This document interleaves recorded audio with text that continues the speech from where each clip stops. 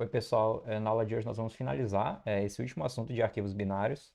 Na verdade, a gente já finalizou na última aula, então nessa aula a gente vai ver só um exemplo assim um pouco mais complexo para ver outras coisas que a gente pode fazer com arquivos binários. Nessa aula a gente vai ver como a gente armazena e busca e recupera os elementos que a gente salva de uma lista encadeada. Então a gente vai pegar aqui esse nosso exemplo que a gente fez algumas aulas atrás de lista encadeada. A gente vai ver como é que a gente pode salvar essa lista inteira num arquivo para recuperar posteriormente. Eu vou começar copiando esse próprio programa de lista aqui, então. Quero aqui uma cópia dele para a gente aproveitar toda a lógica que a gente já tem de listas aqui. E vou botar aqui lista com arquivo. Beleza. A gente vai dar uma simplificada aqui, porque tem muita coisa que a gente vai precisar. Por exemplo, eu vou poupar algumas funções aqui que a gente não vai usar, só para não ficarem deixando nosso código muito grande. Vamos usar só. A gente tem dois códigos de inserção na lista, insere no começo e insere no final. Vamos usar só o que insere no final. Esse mostrar lista aqui a gente pode deletar. Esse buscar lista a gente também pode deletar. Vamos ficar só com esse mostrar lista aqui para a gente poder ver o resultado dos nossos códigos. O remover lista a gente também não vai precisar. Só o que a gente vai fazer aqui é inserir dados numa lista, salvar esses dados num arquivo e aí posteriormente recuperar esses dados da lista no arquivo. Então, beleza. A gente já tem nossa main aqui com algumas coisas. Vamos ver o que tem aqui. A gente está criando uma lista e a gente, dentro de um loop, está inserindo 5 alunos no final dessa lista e depois a gente mostra a lista. Beleza. Vamos primeiro executar esse código aqui, que é bem simples. Vamos botar aqui lista com arquivo.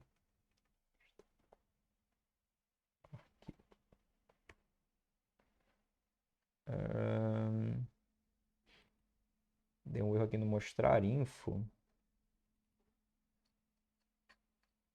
O que era mostrar info, hein? Vamos ver o que eu deletei aqui de mostrar info. O mostrar info é que ele mostrava um aluno. Ele recebe um aluno com parâmetro e imprime os dados desse aluno. Né? Essa função aqui a gente vai precisar, porque essa função a gente precisa aqui no mostrar lista. Né? Mostrar lista está usando o mostrar info, então a gente não pode deletar essa função aqui, né? Vamos continuar deixando ela aqui em cima. Beleza. Vamos de novo. Agora sim. Ponto barra lista com arquivo. E aí a gente vai ler 5 alunos, 1, 2, 3, 4, 5. E aí ele vai imprimir aqui idade 1, 2, 3, 4, 5. Beleza, isso aqui era a nossa funçãozinha de lista que a gente já fez há algumas aulas. Agora a gente vai salvar essas informações dentro de um arquivo. Vamos ver como é que a gente pode fazer isso. O que a gente tem que fazer? A gente tem que se atentar no detalhe. Se a gente abrir aqui a nossa aula de arquivos binários, a gente viu que a gente conseguia, ó, num vetor de 5 posições, a gente usando a função fwrite que está aqui, a gente conseguia inserir os 5 elementos de uma vez, só passando aqui a quantidade 5, size of int, porque é o inteiro, e passando a posição de memória do nosso primeiro elemento. Com a gente não consegue fazer isso, porque nossos elementos não estão armazenados de forma sequencial na memória. Então não tem como a gente pegar a posição de memória do primeiro e pegar todos os próximos e armazenar, porque eles estão armazenados de forma aleatória na memória. Então, de cara, não tem como fazer isso. O que a gente tem que fazer? Existem duas formas que a gente pode fazer. Uma das formas é transformar essa nossa lista num vetor antes. É uma forma bem ok de se fazer também. A gente transforma num vetor e depois faz da mesma forma que a gente fez aqui como se fosse um vetor. Ou a gente salva elemento por elemento, usando o mesmo fwrite, só que sempre salvando um, a gente salva só os alunos, porque não tem porquê, na nossa lista aqui, ó, não tem porquê a gente ficar salvando endereços de memória, por exemplo. Não tem porquê você ficar salvando tipo nó, próximo. Não tem porquê salvar ponteiros no arquivo, porque na próxima vez que ele executar, essas posições de memória já vão ser totalmente diferentes. Então não faz sentido ficar salvando próximo, não faz sentido ficar salvando prim num arquivo, entendeu? Então a única coisa que a gente salva, quando a gente quer salvar estruturas que usam ponteiros, né, tipo listas, no arquivo, a única coisa que a gente precisa salvar são os alunos. Então, uma coisa que a gente pode fazer é transformar essa nossa lista num vetor e salvar com um fwrite só, ou ficar salvando aluno por aluno percorrendo a lista, que é o que a gente vai fazer aqui no nosso exemplo. Então, para percorrer aluno por aluno, a gente pode simplesmente copiar esse código aqui de mostrar a lista e vai mudar aqui para salvar lista. Salvar lista. A gente vai receber uma lista por parâmetro também e a gente vai agora fazer bem parecido com o que a gente fez aqui na nossa aula de inserir no arquivo binário. A gente vai criar aqui nosso arquivo. Vou ver se eu consigo deixar ele aqui do lado. Aqui. Assim a gente consegue ficar olhando os dois ao mesmo tempo. Deixa eu dar uma diminuída nisso aqui, que não é tão importante. Aqui. Bom, beleza. A gente vai ter que criar o nosso arquivo. Então, isso aqui é o que cria o nosso arquivo. Na aula de hoje nós não vamos ler aqui por linha de comando. Vamos criar aqui uma variável, uma constante aqui, que define o nosso nome do arquivo. Arquivo vai ser alunos. Pronto. Não faz sentido botar alunos.txt no nome do nosso arquivo, porque ele é um arquivo binário. Então, não faz muito sentido botar o .txt nesse caso, porque de qualquer forma não vai ter como ler esse arquivo, né? Beleza. Voltando para cá, voltando para o nosso salvar lista, a gente vai ler o nosso arquivo, a gente vai já dar aqui direto um fopen. Vamos dar um fopen aqui embaixo, vamos ver ele com AB para ele escrever ou criar o arquivo. E aqui, em vez de botar a linha de comando, a gente vai botar só o arquivo, que vai ser aquele nossa constante lá em cima que a gente declarou, que são os alunos. E aí, por último, a gente vai dar um fwrite lá dentro do while. Né? Esse while vai ficar percorrendo a lista de um por um. E aí, em vez de mostrar a info, a gente vai só dar aqui um fwrite e inserir esses alunos. Quais são as diferenças? Bom, a nossa primeira diferença é que aqui a gente tem que pegar um aluno, né? O que é o aluno aqui? Vai ser o nosso auth seta_info. Esse é o nosso aluno.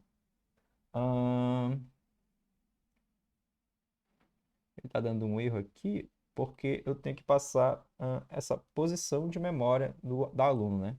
Beleza. Agora, o nosso sizeOf aqui, ele vai ser do tipo aluno.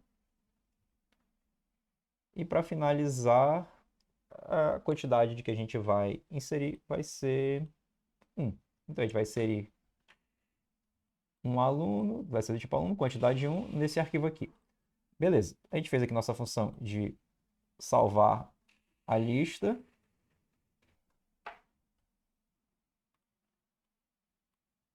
E agora vamos testar ela aqui. Salvar lista. A gente vai mandar aqui a lista como parâmetro. Beleza? Falta ponto e vírgula. E vamos executar esse código. Compilei. Lista com arquivo. Executado. 1, 2, 3, 4, 5. E aí, ele só executou aqui o mostrar lista que imprimiu 1, 2, 3, 4, 5. E aí a gente pode ver que foi criado aqui um arquivinho de alunos. Vamos deletar aqui porque talvez ele já esteja criado antes, enquanto eu estava testando. Beleza? De novo. 1, 2, 3, 4, 5. E aí, vocês viram que mexeu aqui porque ele já criou aqui o nosso arquivo binário de alunos. Não dá para ler aqui porque ele é um arquivo binário. Então, agora vamos fazer aqui uma função que recupere esses alunos. Vamos pegar aqui nossa função de salvar lista e copiar. Apesar de que vai ser bem diferente a função de salvar e de recuperar. Bom, a de recuperar, o que a gente precisa fazer? A gente vai precisar recuperar aluno por aluno e inserir cada um desses alunos numa lista. Também é bem simples. Vai ser bem parecido com... A gente pode agora fechar esse arquivos binários aqui e abrir o arquivos binários B que nós fizemos, que também vai ser bem parecido. Não vai ter muita diferença. Vamos pegar aqui, salvar aqui como recuperar lista. Recuperar lista, já tenho lista aqui. A gente vai ter que criar um arquivo. Agora, em vez de abrir ele para gravar, a gente vai abrir ele para leitura. E agora é importante que a gente faça essa validação aqui. A validação sempre é importante, na verdade, né? Eu deveria ter feito da outra vez, mas agora é mais importante porque se o arquivo não existir, ele não vai criar o arquivo, né? Então vamos copiar aqui, vamos ver se nosso arquivo é diferente de null. Aquela validação que a gente já está acostumado a fazer. Para ver se nosso arquivo é diferente de null. Ele vai imprimir essa mensagem, não foi possível abrir o arquivo. E aqui, em vez de dar um exit, vamos só dar um return para ele sair da função. Ok. A gente pode dar um return quando a função é void, a gente pode dar um return assim, ó, dessa forma. Que ele só vai sair da função, não retorna nada de fato. É só para encerrar a execução da função. porque ele simplesmente não conseguiu abrir o arquivo. E agora a gente tem que executar aqui o nosso fread, né? Vamos copiar ele aqui. A gente viu na última aula que a gente pode ler o fread, armazenar ele numa variável, e o que ele retorna é a quantidade de elementos que ele encontrou no arquivo. Então a gente pode usar ele já dentro do while, a gente viu isso também na última aula, porque se ele retornar zero, ele vai sair do while, e enquanto ele estiver encontrando elementos, ele vai continuar executando o while. Então a gente vai agora declarar aqui um tipo aluno. Aqui a gente não precisa desse tipo nó, no recuperar a gente não precisa de tipo nó, a gente precisa de tipo aluno. Vamos chamar ele só de A. Beleza?